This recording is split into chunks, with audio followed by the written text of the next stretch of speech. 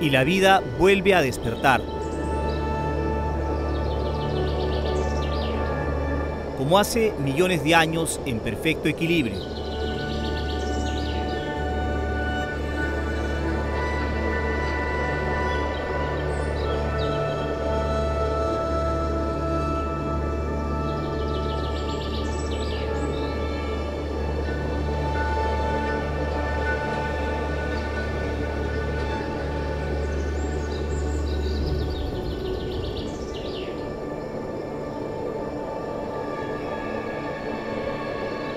Es el inicio de un nuevo día en el umbral de la Amazonía peruana. El bosque respira, recibe energía del sol, se baña con las nubes y se nutre de la tierra.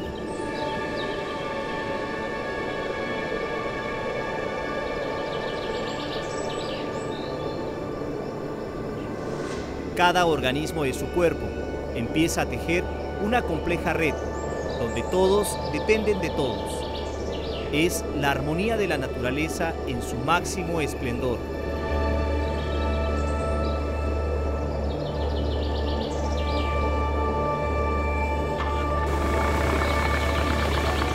Busco comprender esas conexiones. ¿Cómo funciona la selva y qué papel interpretamos frente a una crisis climática de escala global?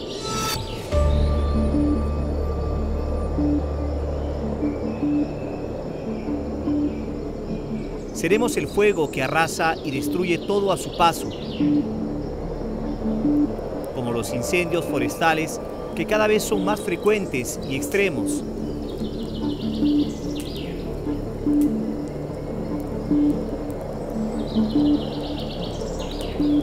O seremos el agua que prolonga la existencia y el futuro del planeta que llamamos hogar.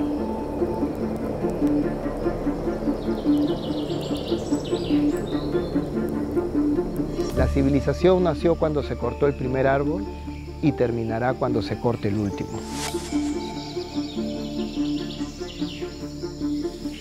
No somos capaces de reemplazar el valor de los bosques. El bosque definitivamente, como decimos todos, es vida, pero más que la vida, porque nos provee servicios, es un mundo por descubrir.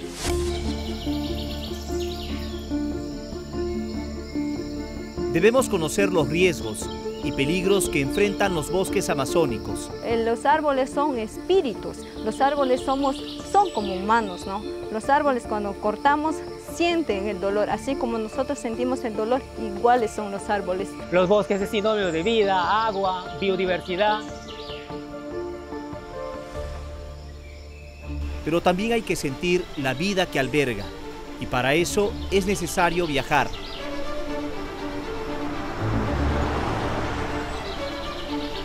Recorrer cada sendero.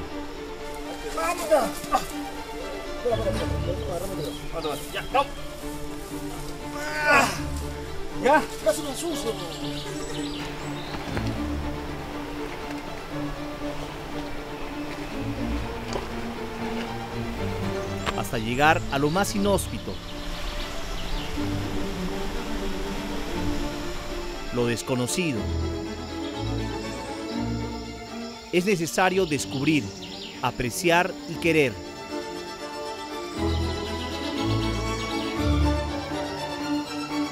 Hablar de la selva es hablar de nosotros mismos, que también somos naturaleza. Aquí está nuestro futuro.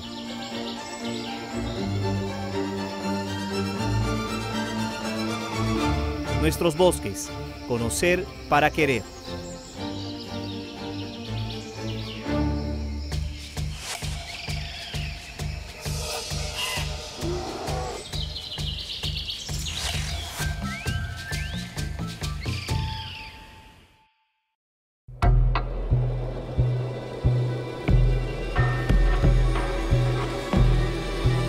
En cada uno de estos árboles se desarrolla un extraordinario fenómeno del que terminamos dependiendo directa o indirectamente miles de millones de personas.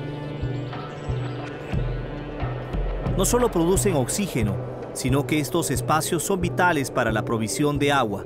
Se estima que el 75% de agua dulce que utiliza la humanidad viene de bosques como los que se extienden a lo largo de la selva peruana, desde los 3.500 metros sobre el nivel del mar hasta la llanura amazónica.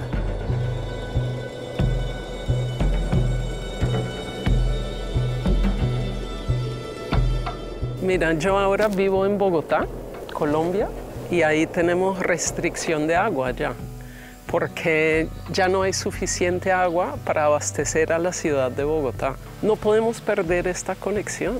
Si perdemos esta conexión, no es solamente la Amazonía que sufra, es la gente que vive en los Andes, es la gente que vive en la costa. Hay conexiones mundiales con la Amazonía. Mi nombre es Corinne Brisendorp, soy holandesa, soy ecóloga de conservación. Trabajo para un museo de historia natural que se llama The Field Museum en Chicago.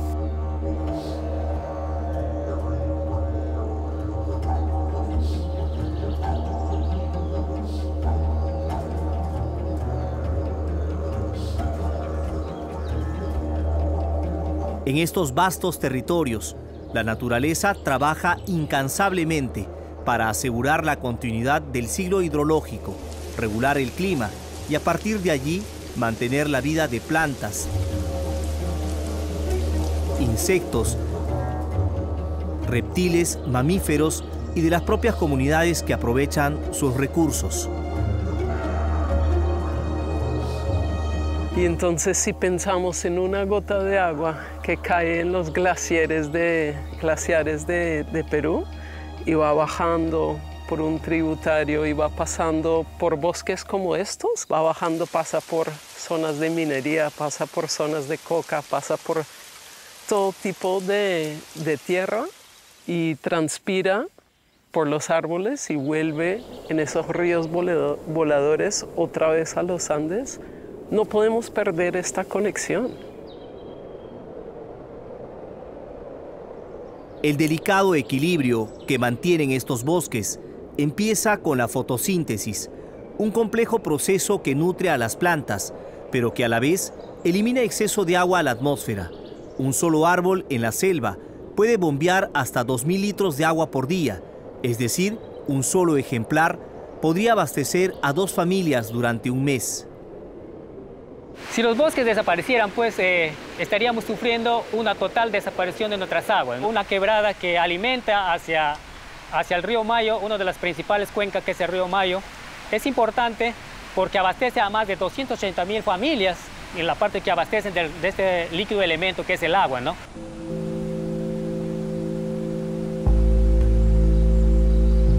Mi nombre es Renber Paredes Tuanama, especialista ambiental del CERNAN, Bosque Protección Alto Mayo. Como ves que nuestra área protegida, su objetivo principal es cuidar las cuencas hidrográficas, ¿no?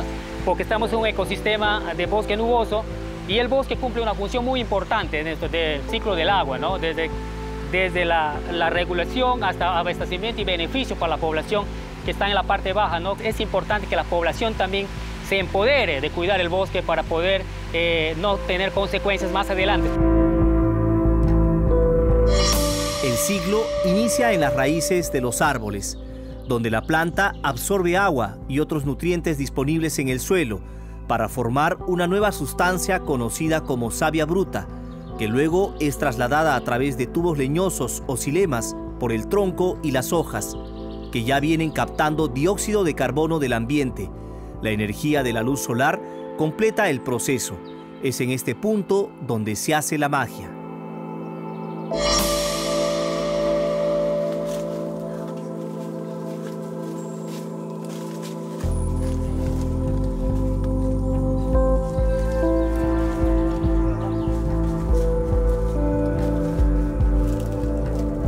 Estamos dentro de las raíces de un árbol conocido como matapalo.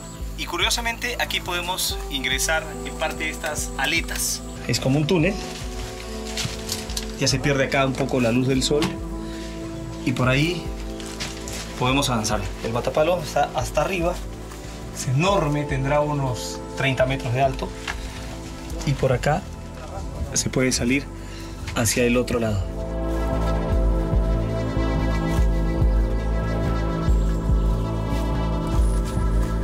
hemos querido experimentar esto que parece curioso y a la vez llamativo, interesante. Es como si nacieras prácticamente de las entrañas de un árbol.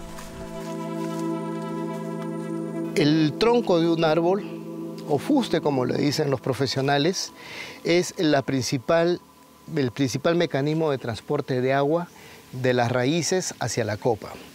Y lo interesante, o lo que muy pocas personas saben, es que la madera, para que pueda transportar agua, tiene que en su mayoría morir. Y genera la gradiente para que en conjunto pueda subir, en el caso de cedro, 40-42 metros de altura desde el nivel del suelo hasta las hojas, para evaporarse y generar la fotosíntesis, ¿no?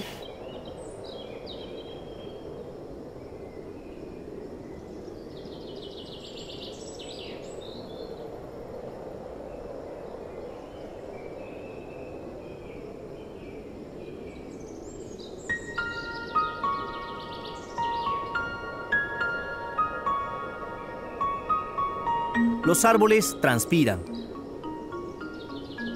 Van aportando agua en forma de vapor a la atmósfera, un espectáculo de la naturaleza que se evidencia en algunas zonas como el Bosque de Protección Alto Mayo o en el Parque Nacional del Manu, lugares a los que viajamos para entender mejor este fenómeno.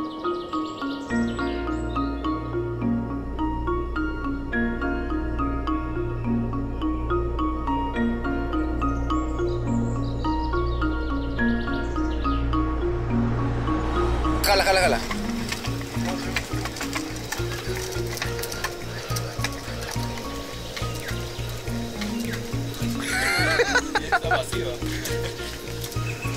No se agarren en el cable, ¿ah? Es una forma de transportarse aquí en la selva a través de estos guaros, así se les conoce. Se han instalado varios a diferentes sectores del río Maya.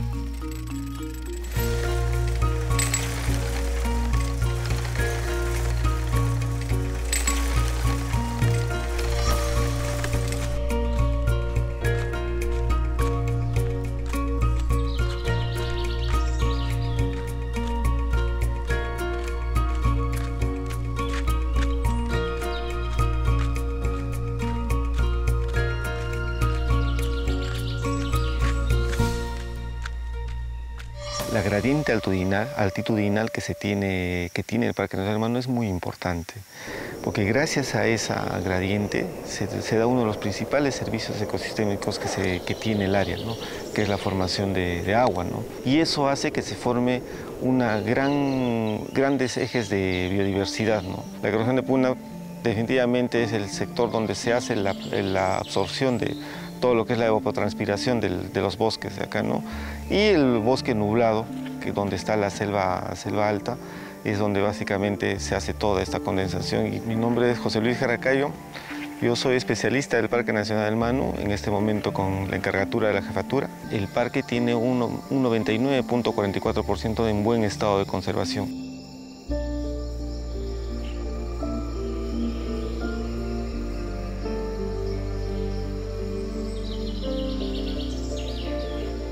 Desde el mirador Tres Cruces, en la puerta de ingreso al Manu, un manto de nubes cubre todo el horizonte. Se trata del vapor de agua que salió de miles de millones de árboles. Los vientos que vienen desde el Océano Atlántico, arrastrando también vapor de agua, empujan esa gigantesca masa hacia los Andes, formando los ríos voladores.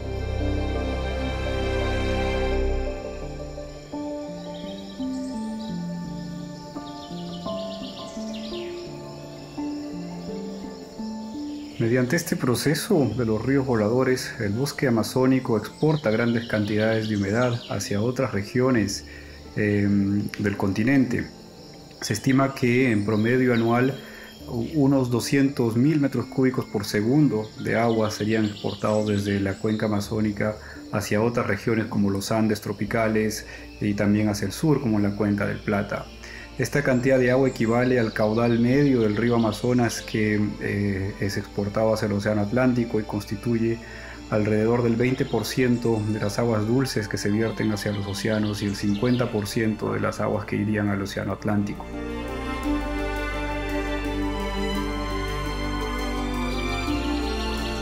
El término ríos voladores sirve para describir la circulación de una gran cantidad de humedad en la atmósfera, parte de la cual logra pasar la cordillera para nutrir a los glaciares y dar lluvia a la sierra, además de aportar agua para las quebradas de la costa.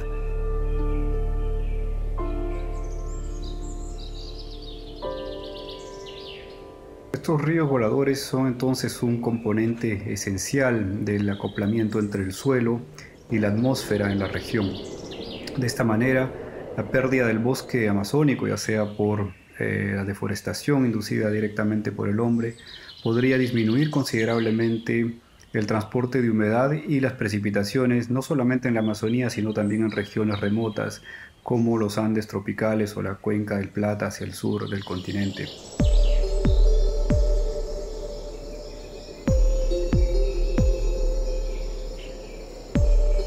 El vapor de agua que queda atrapado en la selva forma los bosques nublados, que son ecosistemas esenciales para conservar las cabeceras de las cuencas de toda la Amazonía.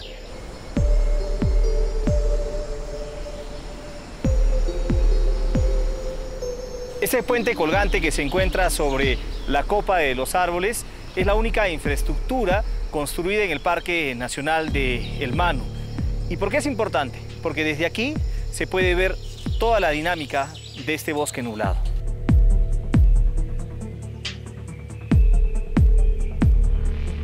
Cusco tiene dentro de todo su territorio aproximadamente unos 42% del territorio cusqueño es en este ecosistema, de yungas, de bosque de neblinas, de bosque de nubles, bosque de montaña, como se le dice, que tiene un rol muy importante por cuanto es este espacio que almacena, tipo esponja, todo el agua que circula de manera horizontal. Mi nombre es Ronald Catpo Velázquez, soy ingeniero forestal de profesión y soy el director de conservación de la ONG Conservación Amazónica ACA.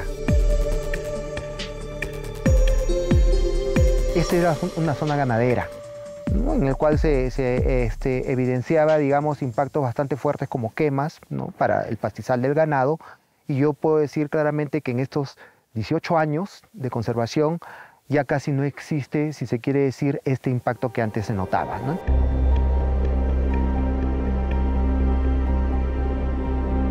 Y es que con el tiempo, la naturaleza tiene la maravillosa capacidad de recuperarse y dar paso nuevamente a la vida silvestre.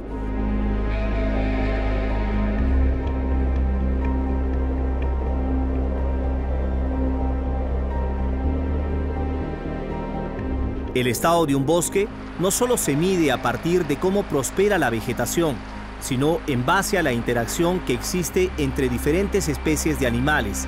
La presencia del oso de anteojos es, por ejemplo, una importante evidencia.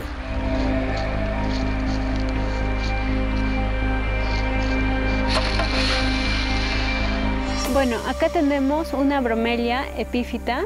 Entonces, esta bromelia es el alimento privilegio del oso, porque las bromelias podemos encontrarlo durante todo el año. Y el oso solo se alimenta del cogollo, la parte tierna, es como la yema de una planta, algo así el cogollo en las bromelias, entonces eso se alimenta el oso. Ahora, entonces, encontrar este tipo de plantas nos da a entender de que esa es una zona viva, digamos, para el oso, un entorno amigable para él. Sí, prácticamente es su hábitat idóneo que puede encontrar su alimento. Tú, como encuentres que es un comedero de oso, vas a encontrar esto, porque va a quitar todo lo que es la parte madura, como decir, y va a haber un montón de eso en el suelo de los árboles. Mi nombre es Merinia Mendoza Almeida, soy bióloga de profesión y estoy en el proyecto de oso como encargada del monitoreo de la vida silvestre.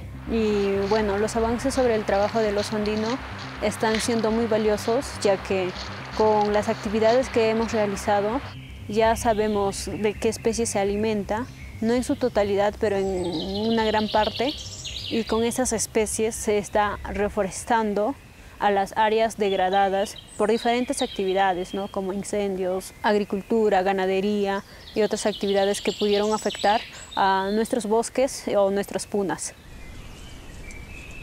Con ayuda de cámaras trampa se ha podido observar los hábitos del oso andino, aunque lo más significativo es que se logró determinar que su población viene recuperándose. Actualmente hay 48 individuos que recorren los escarpados terrenos de la selva alta en el valle de Cosñipata, en Cusco.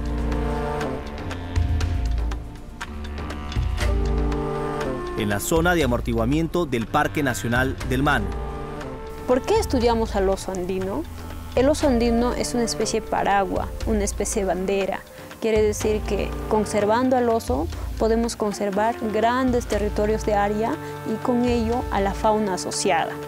Y como el oso es un animal omnívoro, come de todo, pero hemos visto en su dieta que mayormente se alimenta de semillas. Entonces, el alimentarse de semillas va dispersando en sus heces semillas. Entonces va plantando árboles en grandes áreas, en grandes extensiones. Por eso se le conoce como el arquitecto del bosque.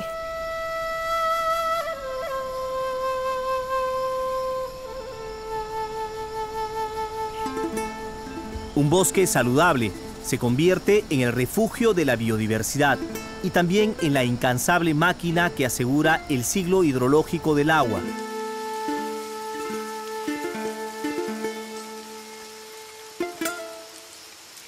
En este ciclo hidrológico, el agua, una vez en las raíces, comienza a discurrir por el terreno, por las laderas, empieza a bajar, por supuesto, alimenta a las plantas, las nutre de agua, se limpia, se purifica además y se almacena en algunos espacios, por ejemplo, como estos musgos que vemos acá. Si uno aprieta este musgo que está adherido al piso, miren qué cantidad de agua sale.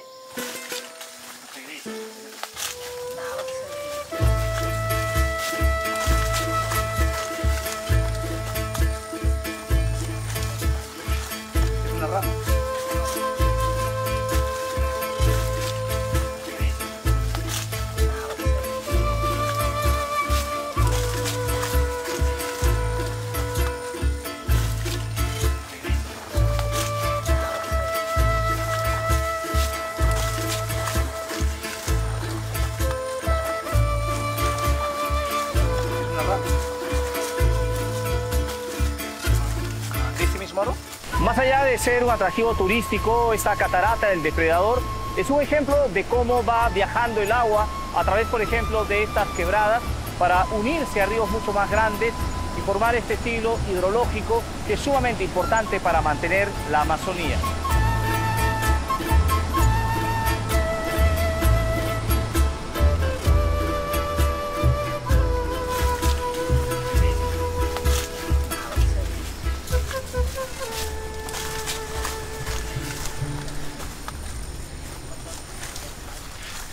Una rama.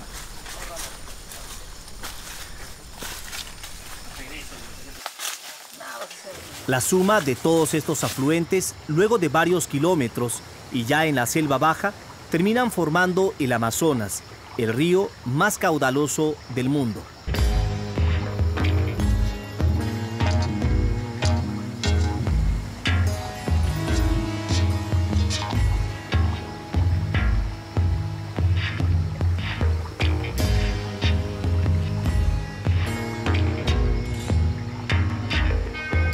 Las cuencas de los bosques que forman la Amazonía peruana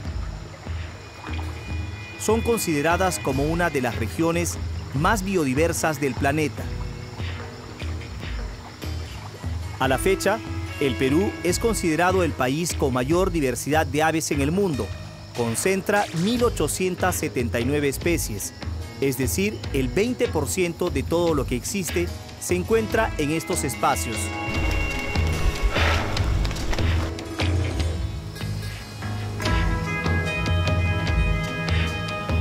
¿Qué tal, José?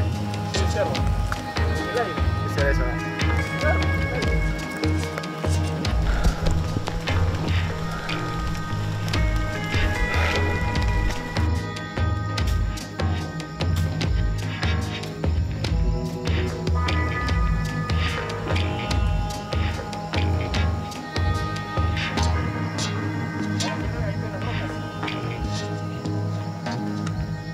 Gallito de las Rocas me parece para mí es un distintivo de esta zona. En los últimos años tenemos bastante porque el bosque está mejorando. Si el bosque se depreda, prácticamente ahí habría la disminución. Se denomina lej porque es el lugar donde los gallitos vienen a aparearse.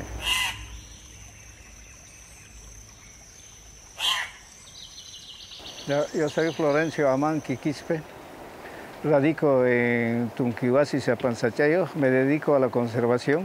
Yo llegué acá más o menos a unos 15 años atrás y conozco al ave y sus costumbres. Lo más principal es que yo lo conservo al gallito de las rocas para que la generación posterior conozca, porque en nuestro medio ya hay especies que ya se han extinguido sin conservarla.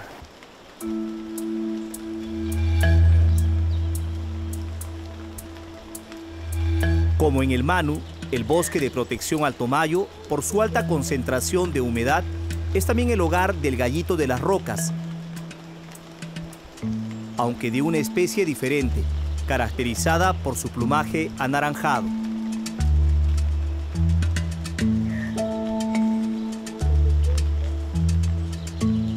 Estas aves son también indicadores de un bosque sano, como los que tratan de conservar las comunidades nativas Aguajún, asentadas desde hace cientos de años en la región San Martín. Conocer su cultura es aprender a entender la naturaleza.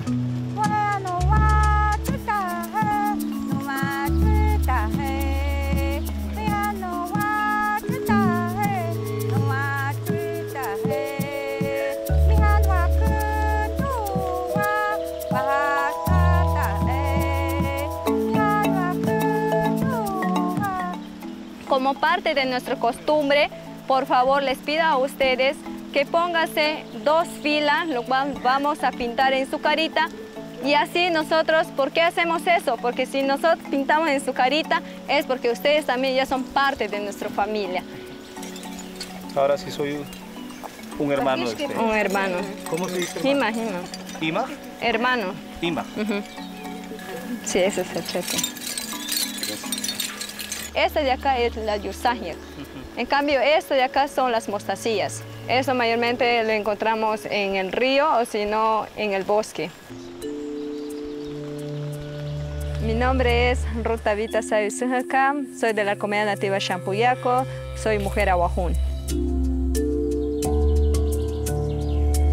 Que nosotros como Aguajún no podemos perder nuestra cultura porque nuestra cultura es una riqueza, ¿no? Lo cual nuestros ancestros, ellos a nosotros nos han enseñado muchos para hacer nuestras artesanías, no solamente artesanías, sino que los cantos también, las danzas.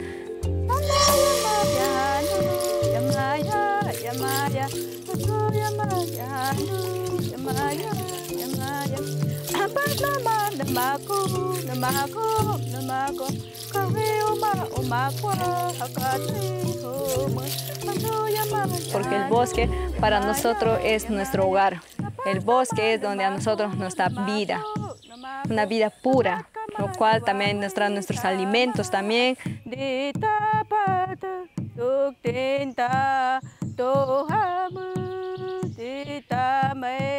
A partir de la revalorización de la sabiduría ancestral, las 70 mujeres que integran la Asociación del Bosque de las Nuas consiguieron transformar no solo su entorno, sino la vida de sus familias.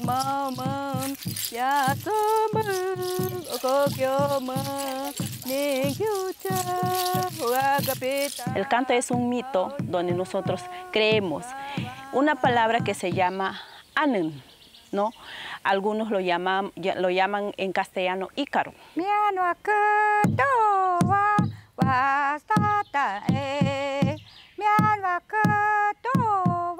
Soy Uciela Acheñabsengekam de la comunidad nativa Champuyaco, socia del Bosque de las Nuas. El bosque para mí es mi casa, mi hogar, mi cultivo. Como aprendieron de sus padres y abuelos, la vestimenta que lucen las nuas viene también del bosque. aretes, collares, brazaletes y cinturones. La pigmentación de sus prendas y maquillaje son también del color de las plantas. En los últimos 10 años, estas mujeres aguajún han restaurado 536 hectáreas de bosque. Para ellas, cada uno de los árboles que cimienta la selva tiene un propio espíritu, una vida que va más allá de lo que vemos. Son energía. Queremos que estos árboles, como son vidas, porque los árboles son los que nos dan frutas también, porque si todos lo matamos, ahí es donde vamos a comer. Nosotros sin bosques no somos nada. ¿Dónde vamos a comer? ¿Dónde vamos a pescar? ¿Dónde vamos a cazar? Porque nosotros queremos reforestar, no deforestar. Porque si nosotros solamente deforestamos, si no tenemos bosques, nosotros no somos aguajún. Basta de la contaminación, basta de tala de árboles también, ya suficiente. Los árboles son como humanos, ¿no? Los árboles cuando cortamos sienten el dolor, así como nosotros sentimos el dolor, iguales son los árboles. Ahora sí, te voy a invitar para que pases a abrazarlo a este tornillo. Primeramente, nos ubicamos así y lo abrazamos al tornillo y tenemos que mirar al cielo. ¿Por qué? Porque ese tornillo es lo que va a llevar todo lo negativo que nosotros llevamos. Ahora sí, pasa.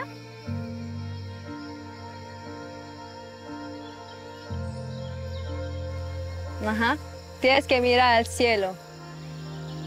Y el árbol es lo que va a llevar todo ese problema y mala energía.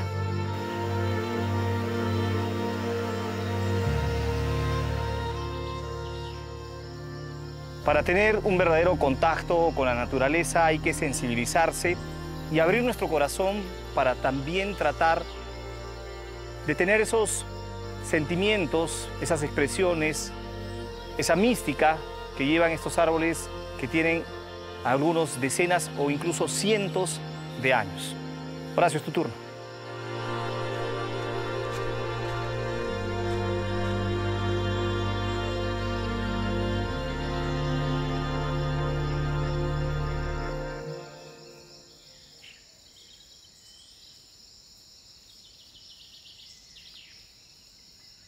Pero ¿qué viene ocurriendo con los bosques en el territorio peruano?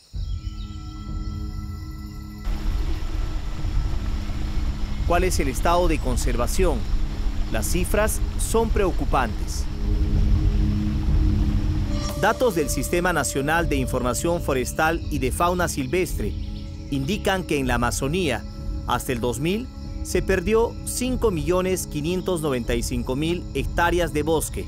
Y entre 2001 y 2023, es decir, solo en 22 años, se deforestó 3.044.000 hectáreas. En total, hablamos de 8.639.000 hectáreas de bosque que han desaparecido hasta el momento. Esto equivale a la superficie de toda la región Madre de Dios, el tercer departamento más grande del Perú.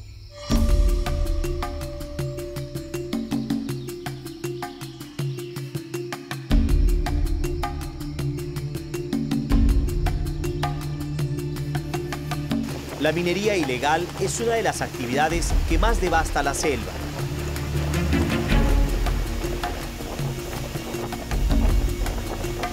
A pesar de los esfuerzos, las orillas del río Madre de Dios siguen infestadas de dragas que extraen oro y arrojan mercurio al agua, destruyendo todo el ecosistema.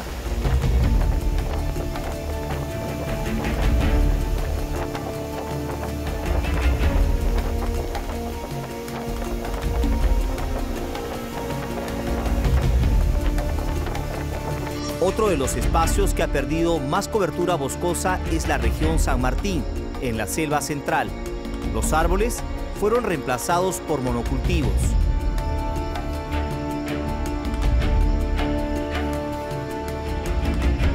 En esta parte del Alto Mayo, los principales cultivos que han promovido la deforestación son el café con el arroz. Ambos han impactado fuerte en el ecosistema.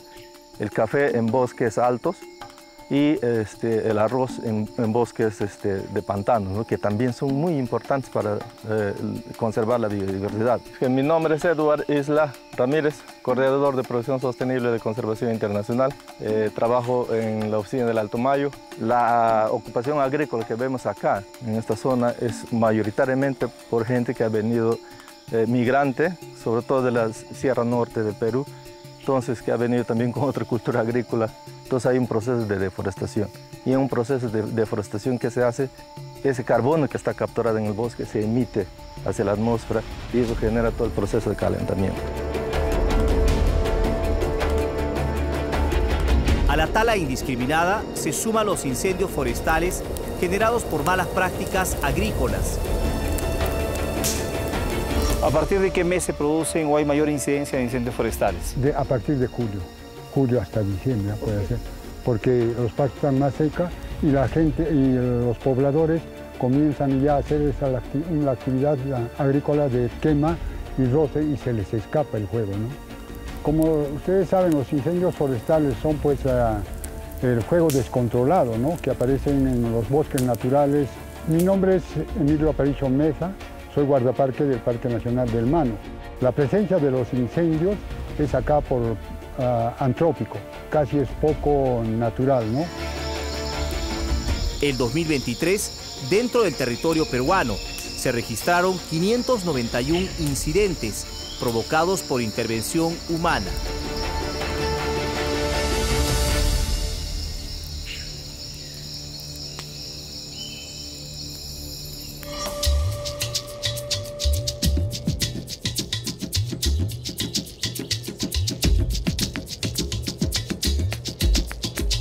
Con sequías cada vez más extremas,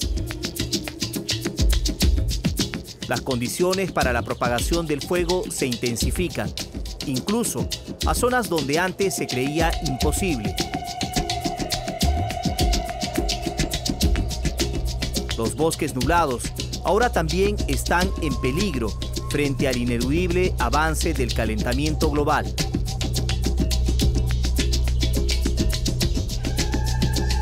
El proyecto de reducción de neblina básicamente tiene el objetivo de tratar de explicar qué sucederá a futuro con el bosque nublado, porque sabemos que el cambio climático, con el cambio climático vas a tener una elevación de temperatura.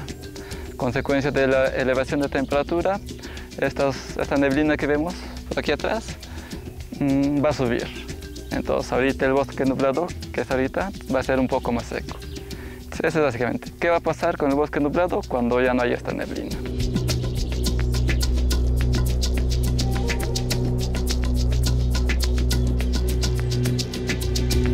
Mi nombre es Darcy Fernando Galeano Cabrera. Ahorita soy bachiller en biología y estoy trabajando en un proyecto de reducción de neblina. Este proyecto está liderado por el doctor Daniel Benjamin Scalpe de la Universidad de Umeå de Suecia. Se ha encerrado en una malla Rachel, un área del bosque, más o menos 400 metros cuadrados aproximadamente. Entonces con eso se quiere reducir el ingreso de neblina. La medición se hace a partir de una serie de instrumentos que captan la composición del aire, la disposición y el flujo de agua en el árbol y suelo. En los 7 años que se viene implementando, ya hay datos reveladores.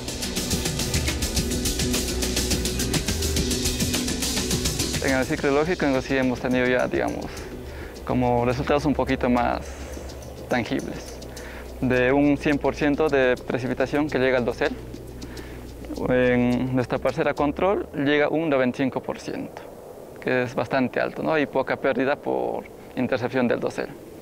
En cambio, en el experimento del 100% que llega, solo 85% llega al piso. Entonces, con las consecuencias, ¿no? Menos agua para las plantas, menos agua que infiltra acuíferos. En cambio, como ves ahorita, hay neblina. Entonces, esa neblina lo que mantiene a las hojas, si pueden tocarlas, está húmeda. Entonces, cuando llueve, necesitamos menos agua aquí, más rápido cae. Imaginemos que en 1 metro cuadrado de bosque, bajo condiciones normales, cae 1 litro de agua de lluvia por día. De esta cantidad, el 95% termina en el suelo. En el bosque simulado, con menos humedad, de ese litro de lluvia solo caería el 85% de agua al piso, una reducción de 10% que equivale a 10 centímetros de columna de agua que dejaría de obtener el suelo del bosque. Sumemos este efecto por los miles de kilómetros cuadrados que tiene el Perú en bosque de montaña o bosques nublados. Como ya viene ocurriendo, cientos de ríos terminarían con menos agua de lo habitual, otros se secarían por completo. La formación de los ríos voladores terminaría comprometiéndose y la vida silvestre, tal como la conocemos, podría extinguirse. Empezando por la que forma la base de la cadena alimenticia. Para poder entenderlo, estamos estudiando un grupo muy susceptible a todos los efectos del cambio climático, que son los insectos.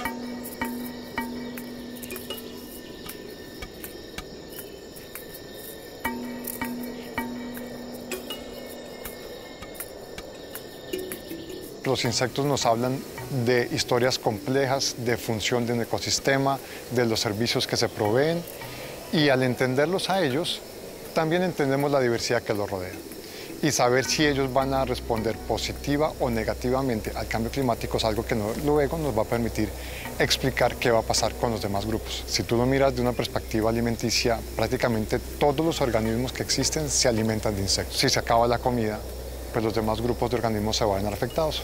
Entonces, estudiar esa base alimenticia es muy importante y eso es lo que estamos haciendo aquí desde el año 2022. Mi nombre es Alejandro Lopera Toro, soy biólogo con doctorado en conservación y soy el director de la Estación Biológica Mano. Con nuestros muestreos hemos tenido la fortuna de identificar casi 140.000 ejemplares diferentes. De esos 140.000 ejemplares, casi el 40 al 50% son reconocidas como especies nuevas. Imagínate esa cantidad descomunal, es asombroso. Perú tiene una fortaleza y una riqueza en que no conocemos ni la mitad de lo que tenemos, por lo menos insectos. Tenemos la posibilidad ahora de descubrirlo con centros de investigación como este y otros cercanos aliados, y nos deja un mundo por explorar.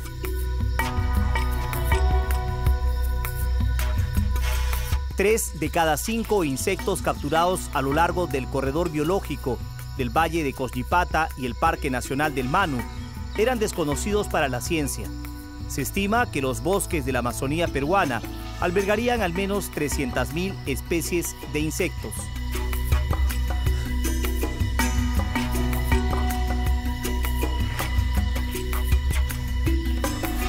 Los insectos son un muy buen modelo para estudiar en cambio climático, porque a diferencia nuestra, ellos no se pueden calentar cuando hace frío y no se pueden enfriar cuando hace calor. Ellos no tienen ese sistema de musculatura como el nuestro, que nosotros pues hacemos ejercicio y nos calentamos.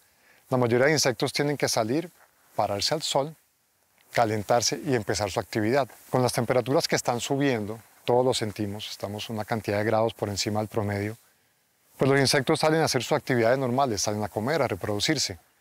Pero si pasa ese límite de temperatura en la cual están cómodos, ellos no tienen aire acondicionado, no se pueden tomar una chelita, están obligados a actuar en lo que pueden. ¿Y qué pueden hacer? Esconderse. Y tú sales a comer, pero a temperatura muy alta, pues no puedes comer. Y si pasan varios días así, pues vas a fallecer. Entonces, ellos nos están diciendo que son muy sensibles a este cambio climático, y poder entender esa sensibilidad y cómo van a responder, ¿qué va a pasar? ¿Van a poder huir de este calor? ¿Van a llegar a los bosques superiores, los bosques montanos, y van a tener que competir contra otras especies que ya viven ahí? ¿Y qué va a pasar con las funciones ecológicas que esos insectos proveen aquí abajo cuando se muevan? ¿Qué pasa en los trópicos? No sabemos. Esa es la crisis y esa es nuestra preocupación. Tenemos que acelerarnos en buscar las respuestas para poder decir, ¿los estamos perdiendo o no? La gente que cultiva a nuestro alrededor dice, sí, ya no tenemos polinizadores, sí, ya no vemos los mismos insectos de antes. Entonces, eso es un campanazo de alerta. Investigaciones más avanzadas en otras partes del mundo y proyecciones para los siguientes 50 años indican que la pérdida de diversidad en insectos es casi irremediable. Podrían extinguirse hasta el 65% de los que hoy habitan el planeta. Entonces tenemos recicladores, polinizadores, controladores de enfermedades. Tenemos muchos insectos que han producido medicamentos de los cuales podemos combatir bacterias. La mayoría de nuestros alimentos dependen de la polinización, dependen de estos insectos para poder producir comida. Si no tenemos polinización, no tendremos alimentos. Pero no lo único, muchos insectos, a pesar de que son considerados plagas, son depredadores de otros insectos, entonces nos ayudan a mitigar y bajar las enfermedades que podemos tener presentes en diferentes sitios. También son recicladores súper importantes. Hay un grupo especial en el cual trabajo yo, me quitaría la camisa para mostrarles porque la tengo debajo, y son los escarabajos coprófagos. Estos escarabajos son como la gente que trabaja recogiendo los residuos y se encargan de dejar limpio el bosque. Cuando uno entra a un bosque, pocas veces se encuentra residuos. ¿Por qué? Porque los insectos y especialmente estos escarabajos están ahí activamente buscando, comiendo todo lo que hay. Y no solo que lo coman, sino que además lo reincorporan al suelo. Y todo lo que se entierra, pues ¿a quién le llega? A las bacterias que nutren el suelo y finalmente a las raíces de los árboles que van a crecer en ese bosque. En esta composición que vemos aquí, parece una autopista que mencionaba, ¿cómo es que se comportan? ¿Cómo es que, digamos, siguen el curso? Lo que vemos aquí es básicamente un camino que está marcado por feromonas. Ellos están liberando químicos, los cuales ellos pueden olfatear con sus antenas y saben en qué ruta y en qué dirección tienen que ir. Y vemos además que tienen diferentes tamaños. Ese tamaño corresponde a diferentes funciones. No todas las hormigas dentro de una misma especie miden lo mismo. ¿Y por qué? Porque cada uno tiene una función que cumplir. Las medianas intermedias que van cargando las hojas son fuertes y pueden llevar las hojas, pero cuando las están cargando con sus mandíbulas, están siendo expuestas a estas pequeñas mosquitas que están aquí volando. Esa mosquita quiere parasitar a la hormiga y esa hormiga está cargada, está ocupada. ¿Cómo va a hacer para defenderse? Pues hay hormigas más pequeñitas, como esas que van aquí en la hoja montadas, que parecen que estuvieran haciendo nada sino peso. Al contrario, están protegiendo a la hormiga, están vigilando que esas pequeñas mosquitas que quieren parasitarlas no lo puedan hacer. Las hormigas son dispersoras de semillas, son muy importantes. Ellas, como las ve cuando uno las ve caminando, siempre están cargando cositas. Entonces son dispersores de semillas muy importantes. También polinizan muchas flores. Las hormigas, uno las encuentra por aquí caminando parados sobre las flores. Están polinizando. También son importantes porque ayudan cuando hacen sus galerías en el suelo, a hacer esos orificios, permiten que el agua entre al suelo, permiten que el suelo se airee y no se compacte. El hecho de que se hagan galerías, huecos, espacios, permite que el suelo sea más blando y los árboles puedan crecer mejor. Además, como ocurre con el palo santo, se genera una interdependencia. A cambio de darles un hogar, estas feroces hormigas de la especie tangarana defienden y eliminan cualquier peligro que amenace su supervivencia. Y es que a pesar de su diminuto tamaño, los insectos son los que sostienen el bosque. Hasta los árboles más longevos y grandes de la Amazonía terminan dependiendo en cierto grado de ellos.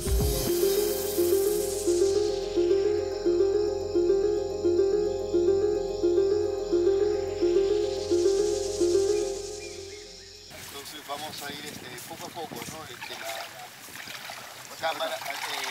Camarógrafos, adelante. Ya.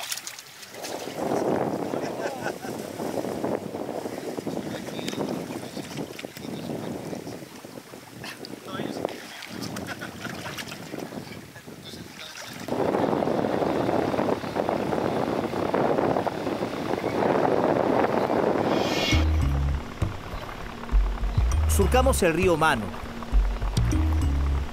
ya en el Parque Nacional, para comprender no solo esta interacción, sino lo que ocurre en un espacio que no ha sufrido la intervención del hombre.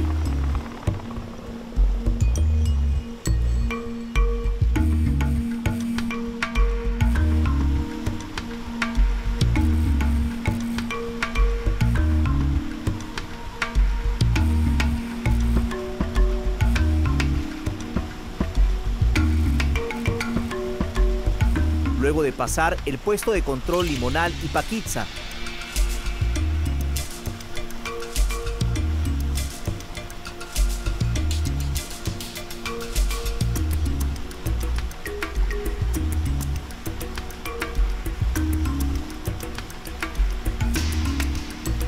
llegamos a nuestro destino.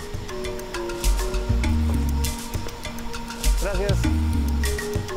La Estación Biológica Collacayu es uno de los principales centros de investigación en la Amazonía peruana. Desde 1969, científicos de diferentes nacionalidades y especialidades han realizado estudios sobre la dinámica de la selva.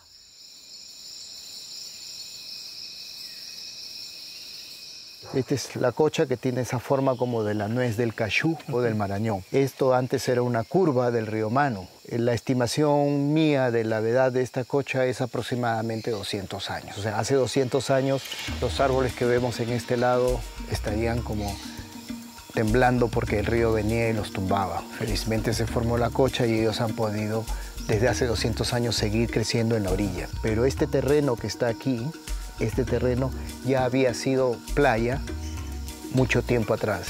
Y ese mucho tiempo atrás es nuevamente mi estimación entre 400 y 600 años. Es decir, este terreno por el que vamos a recorrer tiene entre 600 y 800 años de que fue formado. Algunos árboles al mismo tiempo. Especialmente los que vamos a ver. Ok. En los próximos minutos. Vamos. Entonces, todo lo que está pasando ese límite forma parte de una parcela de evaluación permanente. Por esa razón, te voy a mostrar cuando caminemos. Si te fijas, algunos de los árboles tienen unas líneas rojas. Ya. Eso significa que ese es en esa línea roja donde se hacen mediciones cada cierto tiempo y creo que este es probablemente una de las 5 a 6 parcelas más antiguas en la Amazonía peruana donde se tiene un registro del crecimiento de los árboles desde aproximadamente el año 76. Estamos hablando de casi 50 años. 50 años de evaluación.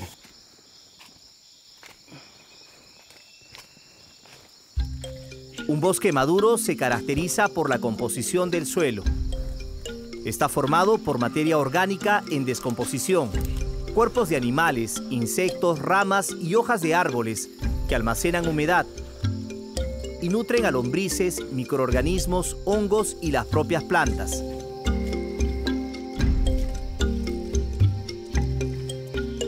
Se forma un colchón o mantillo de raíces, conectado a través de las micorrizas, unos hongos microscópicos que mejoran la absorción de nutrientes, sirven para dar resistencia a enfermedades y facilita la comunicación entre plantas. Los científicos le llaman el Internet de la naturaleza. Casi todas las raíces, por no decir todas, las raíces de los árboles en los trópicos están asociadas a hongos, que están como entremetidos dentro del tejido. Esa unión de hongos con las raíces de las plantas es conocido como simbiosis, pero esta simbiosis tiene el nombre particular de llamarse micorrizas. Es esa asociación entre hongo y plantas. Y estas micorrizas reciben de la planta comida, carbohidratos, y lo que le otorgan al árbol es una extensión que es muy eficiente en absorber minerales, principalmente fósforo, que es un mineral, que es una sustancia muy difícil de ser removida del suelo. Los terrenos por los que caminamos en Collacayu tienen esa composición, por eso la vida prospera. No solo la flora, sino el reino animal, hasta la cúspide de la cadena alimenticia. Hemos caminado cerca de 3 horas para llegar a este sector conocido como Isulachayo, por la presencia de estas hormigas que son bastante prominentes, bastante grandes.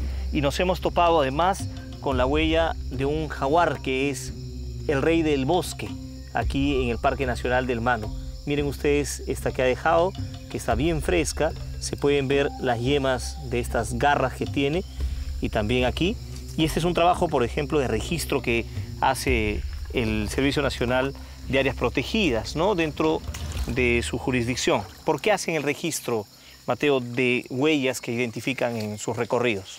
Bueno, efectivamente las huellas registramos durante el patrullaje, no solamente del jaguar, sino también del tapir y de otras especies emblemáticas del Parque Nacional del Manu, con la finalidad de ver el estado del bosque, ¿no? De conservación, lo que está el Parque Nacional del Manu.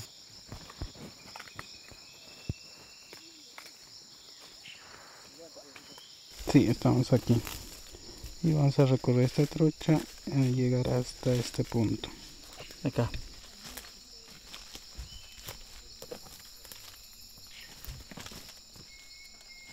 Entonces no es cualquier árbol. Ese es un árbol en el cual muy pocas personas tienen ahora el privilegio de poder contemplar en vivo y en directo. Eso es una caoba. Bien, este es un árbol de caoba y esto es una visión de la cual ya no hay muchos espacios en la Amazonía fuera de áreas protegidas donde las personas puedan apreciar un ejemplar de estas características. Algo de lo cual la Amazonía era bastante común, ¿no? Ajá. Entonces este es el árbol de caoba y como ves es su marca roja, que es parte de un protocolo de investigación que se sigue en toda la Amazonía. Este es un accesorio adicional que se lo conoce como dendrómetro. Hay un equipo de investigación que ha marcado a todos los árboles mayores de 70 centímetros que están cerca de la trocha y le han puesto estas bandas. Estas bandas, como ves, tienen un resorte y tienen acá unas muescas que coinciden en el momento que se instala la banda. Entonces el árbol va creciendo, se estira el resorte y uno puede medir luego cuánto creció en longitud de circunferencia. O sea, originalmente esta línea estaba por acá. Soy César Francisco Flores Negrón, soy ingeniero forestal de La Molina y soy el director de San Diego Zoo Wildlife Alliance Perú. Y desde hace 12 años venimos apoyando al Servicio Nacional de Áreas Naturales Protegidas en la gestión de la Estación Biológica Cochacachu en el Parque Nacional del Manu.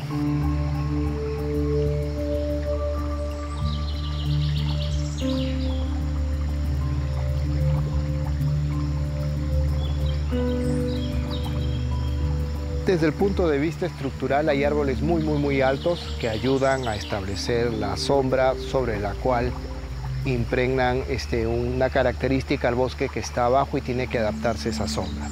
Son los grandes árboles que conocemos y que hemos visto a lo largo de este recorrido o vamos a seguir viendo. Aparte de estos grandes árboles hay otros más pequeños que son abundantes y que son un componente clave porque generan fruto, porque generan material para vivienda de las casas de los habitantes y específicamente me refiero a las palmeras.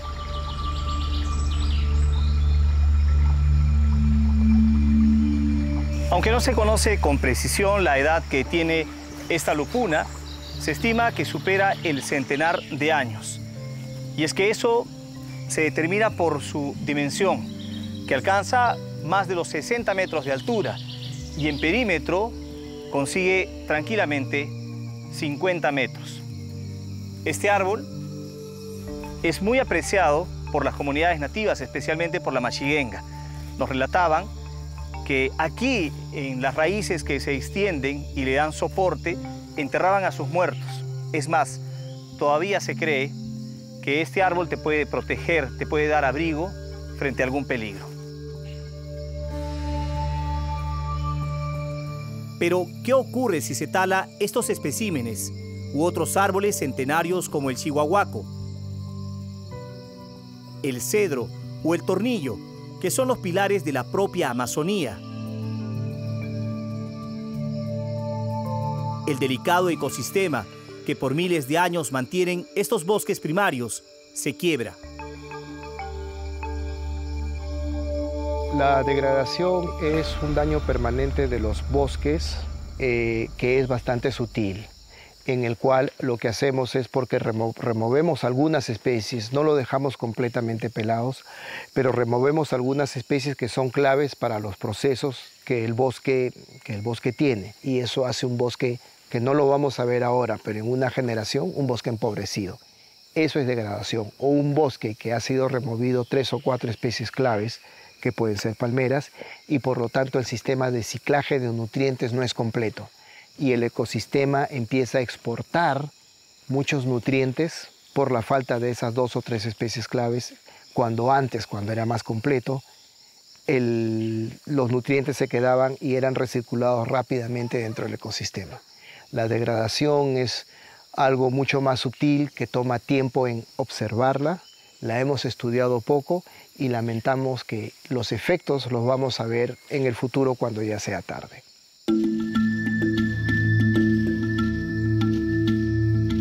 Se estima que a diario los bosques pierden 504 árboles. En un año son 184.000 ejemplares que desaparecen para siempre y provocan un daño irreparable. Desde 2017, en la Estación Biológica Los Amigos, cerca a la Reserva Nacional Tambopata, se recoge información para saber cómo la degradación, sumado al cambio climático, afecta en la retención de carbono, que es una de las principales funciones de la selva. ¿Tienes miedo a las alturas? No. Sí tengo miedo a las alturas. Cierto, miedo a las alturas, pero nada que me complique no subir a la plaza.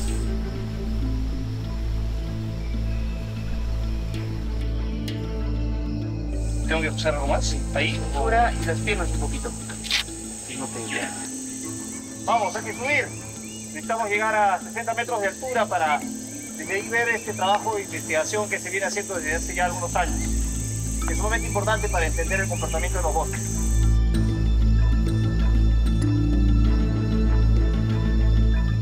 Bueno, ahorita acabamos de subir 54 metros de altura y bueno, si quieres podemos subir hasta los 60. Bueno, y estamos aquí para mostrar un poco, ¿no?, del trabajo que venimos realizando acá como parte del monitoreo de estos bosques y de carbono, ¿no?, en estos bosques. ¿Qué tipo de instrumentos se tienen acá y qué es lo que se mide? Pero nosotros usamos equipamiento y tecnología que se basa en mediciones atmosféricas. Por eso es que nuestras torres se ubican por lo general de 10 metros a más por encima de lo que es la parte de dosel del bosque, ¿no? Y es en realidad todo atmosférico. Nosotros evaluamos corrientes de viento que vienen de ciertas áreas del bosque y esas corrientes de viento son analizadas por nuestros equipos y nos dicen qué cantidades de CO2 está emitiendo o está capturando el bosque, viendo la dirección de la que viene el viento y qué área abarca esa masa de viento de donde viene. Por eso es que es como que una ecología atmosférica o química atmosférica, ¿no?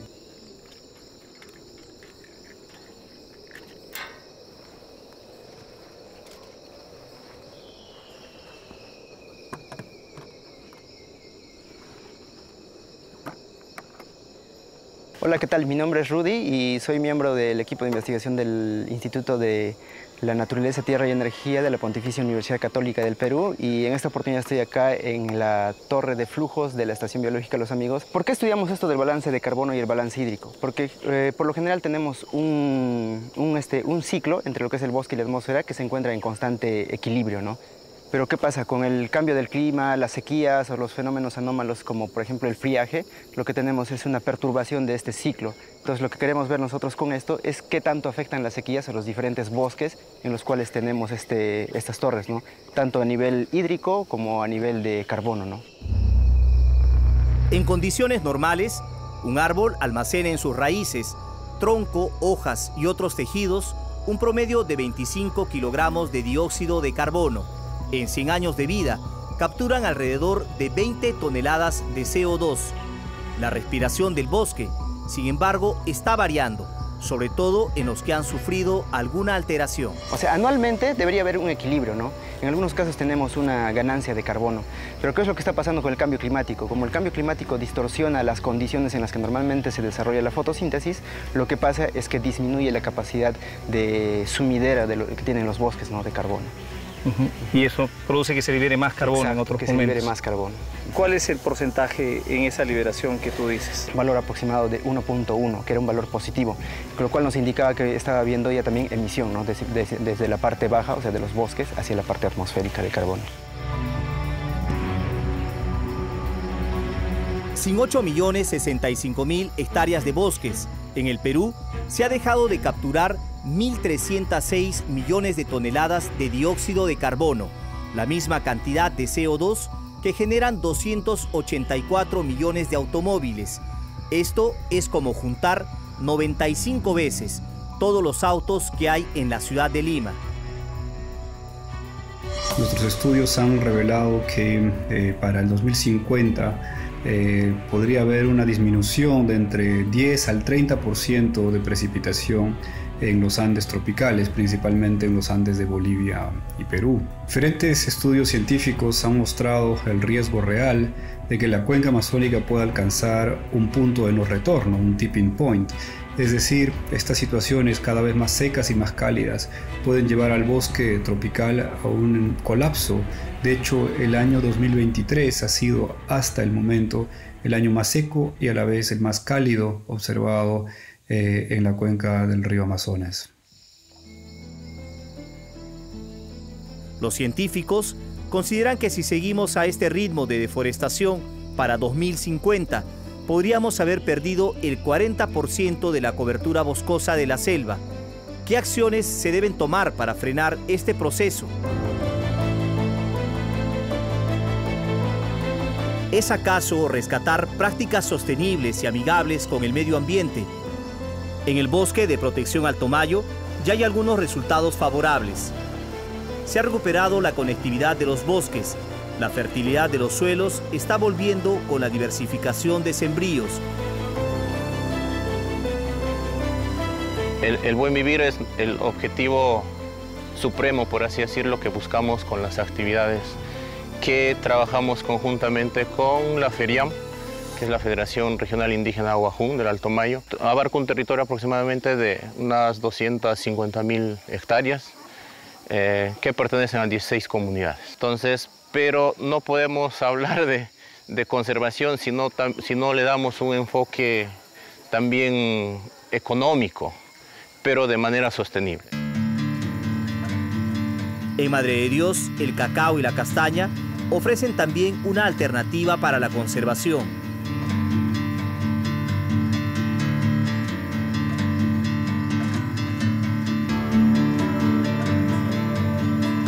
En Iquitos, el aguaje genera una gran oportunidad de crecimiento a las comunidades que viven dentro de las áreas protegidas, como Pacaya Samiria.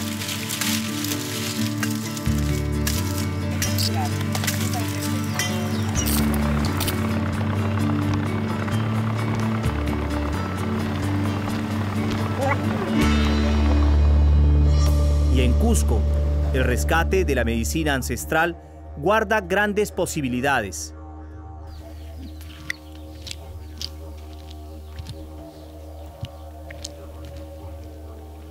Esto es pan de árbol que se utiliza la resina, ¿no? Ahí está la resina. Esto sirve también, como les digo, se pone en las heridas luxadas y también cuando te da el chupo o acceso. Y la resina, cuando es buena cantidad, se saca también. Se toma hirviendo para tuberculosis. ¿Ya? Este matico es para gripes, tos, ¿ya? Artritis y reumatismos. Gracias a esta planta hemos podido nosotros no sentir lo que es la pandemia. ¿Ya? Esto es... Ah, sí. Huele rico. Sí, la pandemia. ¿Y eso cómo se toma? Se hace hervir y tú puedes mezclar de miel de abeja para que tomes. Esto sirve para sahumear las casas. ¿Ya? Ya me... Huele. Ah, huele rico. Sí. ¿Ese qué árbol es? Este árbol se llama sangre de drago. Oh, esa es la sangre de drago. Sí. Ya. Verdadero nombre es sangre de drago. ¿Para qué se usa? Cicatrizar, creo, ¿no? Cicatrizantes, para operaciones, para inflamaciones, úlceras y gastritis. Mira. A ver. Ahí está. Ahí está. Es poquito sale, porque ya es tardecito. A partir de 7, 8 de la noche ya sale un poco más. Mi nombre es Alberto Manqueriapa Vitente. Vivo en esta comunidad nativa Santa Rosa de Huacaria. En esta comunidad vivimos dos culturas. La cultura huachiperi y la cultura machiguenga. Nuestros abuelos siempre nos han enseñado a mantener nuestra identidad desde los ancestros. Yo, como don Alberto, no soy curandero, soy puente de la naturaleza.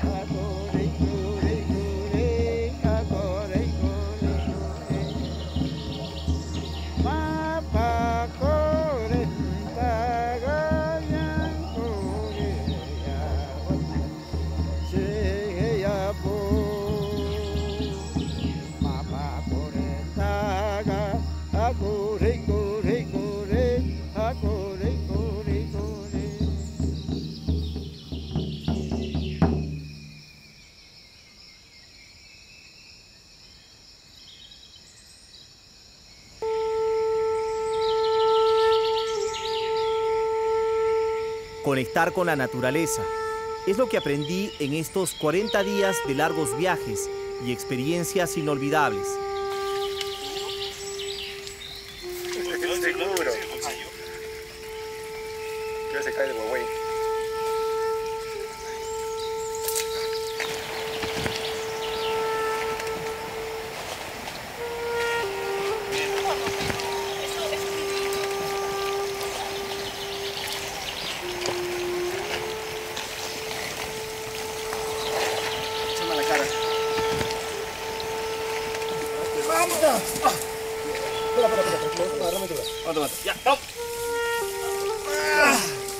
Ya, casi me ensucio.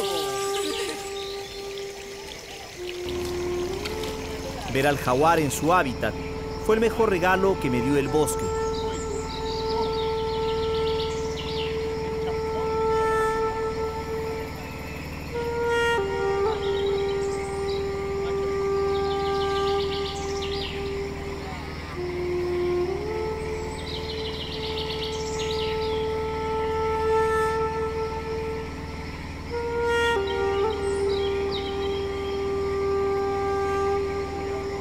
Encontrar al rey de la selva es una señal de que aún hay esperanza.